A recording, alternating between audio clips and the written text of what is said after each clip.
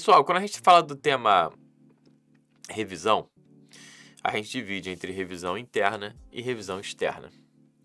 Eu tenho repetido muitas vezes, seguramente você já percebeu até aqui, que o fundamental do estudo, qualquer que ele seja, é a fixação do conteúdo. Que é a nossa única missão, quando a gente estuda para concurso, ou quando estuda para a nossa formação profissional, enfim, quando quer lembrar alguma coisa, cultural, espiritual, seja lá o que for, filosófico, é tirar aquele conteúdo de um determinado material. E a rigor, a gente nem estuda a matéria abstratamente, a gente estuda um material, levar para nossa cabeça, memorizar, decorar, e aí poder usar isso num atendimento a um cliente, numa reação imediata a algum questionamento, dentre eles, uma prova. A prova não é mais do que questionamento sobre uma determinada matéria que você deve ter dominado. E dominar a matéria é lembrar da matéria, é decorar a matéria. Essa é uma premissa fundamental que eu espero que você já tenha clara diante de você. Então, para isso, a gente precisa revisar. A gente precisa preparar o material, como já falamos, com as técnicas de marcação, estruturação, complementação, caderno, se for o caso da videoaula, caderno e poesia. E feito tudo isso, a gente precisa trabalhar aquele material na etapa efetivamente de estudo, porque toda a preparação, como eu digo, é uma etapa anterior. A etapa do estudo é a etapa da fixação, da repetição. Isso é fundamental, eu preciso que você esteja muito convicto disso, que agora nós vamos falar dessa etapa de fixação de conteúdo. Na fixação do conteúdo, a palavra-chave é revisão. Sempre digo que fora da revisão não há salvação. Para a gente lembrar de um conteúdo, para a finalidade que for, a gente precisa rever esse conteúdo. Rever esse conteúdo exige a atenção a algumas premissas. A primeira premissa é que rever o conteúdo parte do pressuposto óbvio, etimológico, literal, de que rever é ver novamente. De modo que você tem que afastar completamente da sua realidade os chamados materiais de revisão. O seu material de revisão é o seu mesmo material de visão, podemos dizer assim. O material que você conheceu a matéria, que você preparou, é o material que vai se tornar um material de revisão.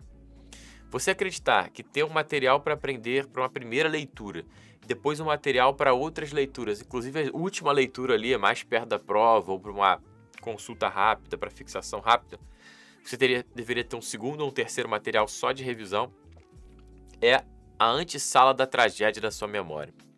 A nossa memória não é tanto da matéria, a nossa memória é do material. Significa dizer que você vai ver, rever, repetir o mesmo material.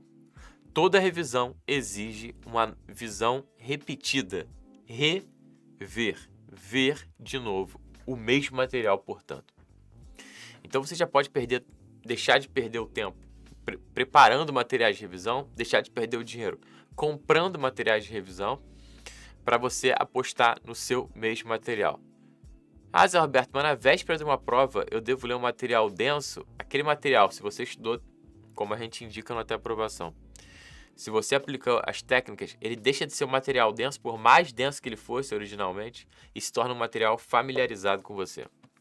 Eu acho cômico que tem a gente que, buscando ensinar métodos de estudo, diga que a releitura, que reler, não é um método de revisão, que reler é simplesmente se familiarizar com aquele material. Então, a sensação que a gente tem quando está relendo, de que a gente está aprendendo e lembrando, no fundo, é a familiaridade com o material. Olha, tudo que eu quero é que vocês estejam familiarizados com o material de vocês, de tal modo que ao precisarem lembrar de um conteúdo, lembrem de bate-pronto com a mesma intimidade que vocês têm com os seus familiares. Se é para se familiarizar, tomara que você lembre tão bem do material quanto você lembra do aniversário da sua mãe, do endereço da sua tia, do telefone do seu irmão. Beleza? Então, é para familiarizar sim.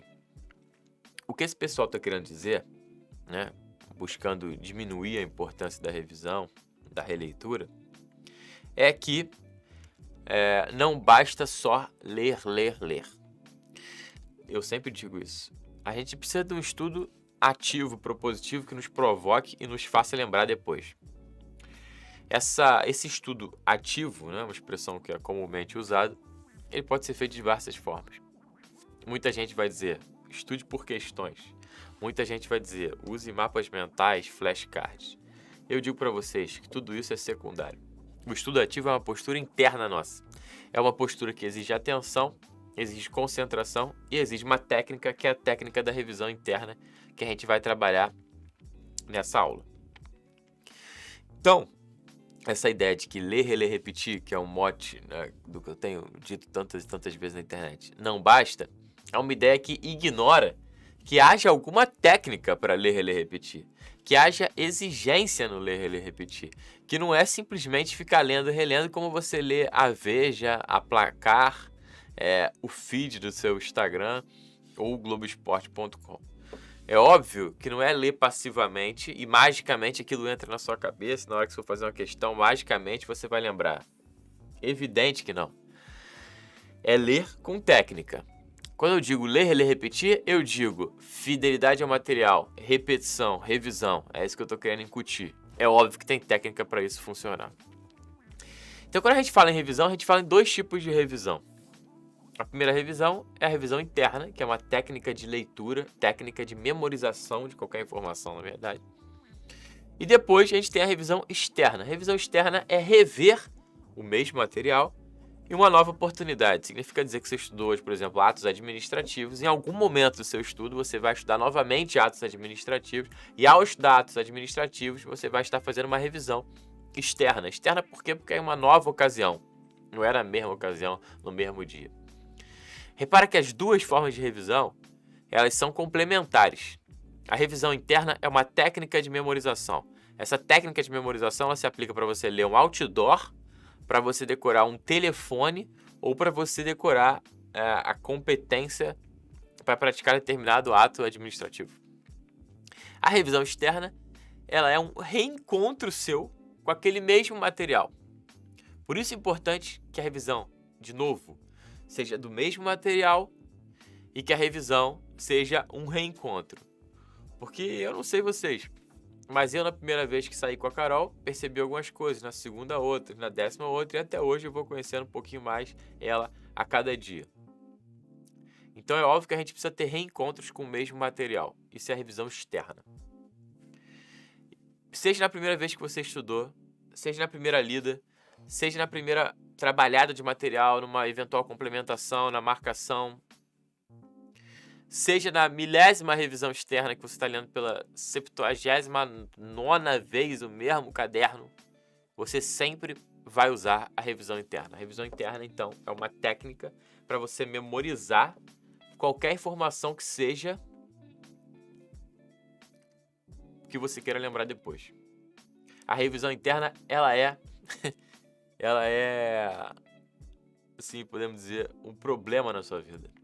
Como assim, Zé Roberto? A partir do momento que você entende a revisão interna, você percebe que você escancara a sua falta de empenho em memorizar. Você escancara o seu desleixo no estudo. Revisão interna é subir o nível de exigência. Quando você faz a revisão interna, você é sincero consigo ao dizer, cara, isso aqui eu estudei ou isso aqui eu dei uma lida. Tem um gap do tamanho de um abismo, do Grand Canyon, entre dar uma lida, e hoje eu e você demos uma lida em uma porrada de coisa que a gente nem lembra, e efetivamente estudar. Estudar é ter lembrado, é lembrar, é fixar. E fixar exige empenho, exige zelo, exige último toque, exige um acabamento fino.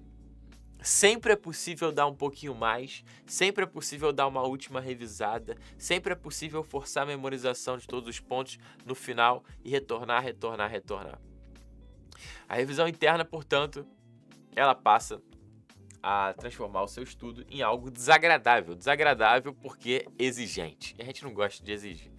Dá pra gente fazer um supino de qualquer jeito, dá pra fazer aquele supino falhando até a última gota, onde reza a lenda, efetivamente você cresce.